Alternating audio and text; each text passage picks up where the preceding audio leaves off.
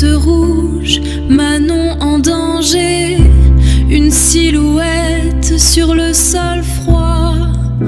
Le Beretta et le cran d'arrêt à ses côtés, une chemise tachée, le rouge qui s'étend, le silence d'une porte de métal, juste le murmure de Bernoulli. Chapitre 27. Alerte rouge, Manon en danger. Le dîner avec Maude avait tourné à la catastrophe. Lucie n'avait pas réussi à décrocher une seule parole. Elle restait obnubilée par les étudiants, leurs yeux exorbités, leurs murmures. Jusqu'où son secret, cette part d'elle-même qu'elle protégeait depuis si longtemps, allait-il être divulgué? Comment finirait ce déversement de douleur? En s'engageant dans la rue d'Anel, elle continuait à ressasser les mêmes pensées. Elle ajusta son petit blouson bleu nuit, le regard inquiet. « Salut les gars !» fit-elle en frappant contre l'une des vitres de la 36. Pas trop diff. Une énorme pulsation gonfla sa carotide. Aucune réaction à l'intérieur. Elle cognait avec plus de vigueur, le front collé au carreau, et découvrit la pointe de sang au-dessus du col de son collègue. Les deux mains sur la poignée, les dents serrées, elle tira de toutes ses forces. Sans succès. Elle préféra ne pas briser la vitre, ne pas alerter l'agresseur, peut-être encore dans les parages. Elle se retourna. L'impasse. Gueule sombre et inquiétante. Elle s'y enfonça, ses sens aiguisés, ses muscles en alerte. Quand elle s'engagea dans le couloir, la crosse du Sig Sauer caressait le creux de sa paume. Sous le poids du silence, le spectre de ses agressions récentes lui revint en mémoire. Son organisme déversait sa crainte par chaque pore de sa peau. Seule, de nouveau.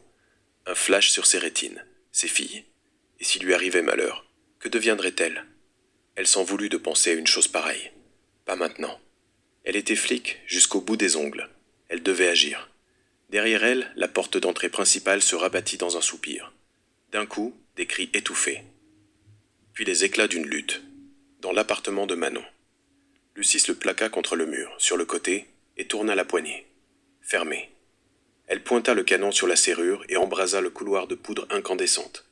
Des bruits de pas à l'intérieur. Puis un autre coup de semonce. Lucie chassa la porte du pied. L'arme contre la joue, elle jeta un coup d'œil dans l'embrasure. Manon gisait sur le sol du salon, les doigts repliés sur sa gorge, chuchotant inlassablement les mêmes syllabes.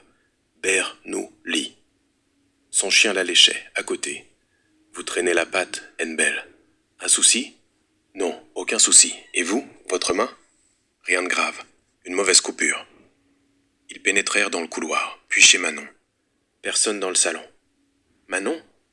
Pas de réponse. Turin posa son index sur ses lèvres et sortit son arme.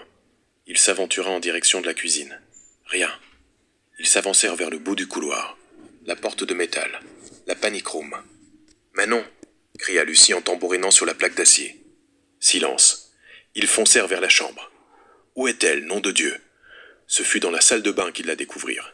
Allongée sur le sol. Immobile. Le Beretta et le cran d'arrêt entre ses jambes inertes. Son chemisier taché de sang.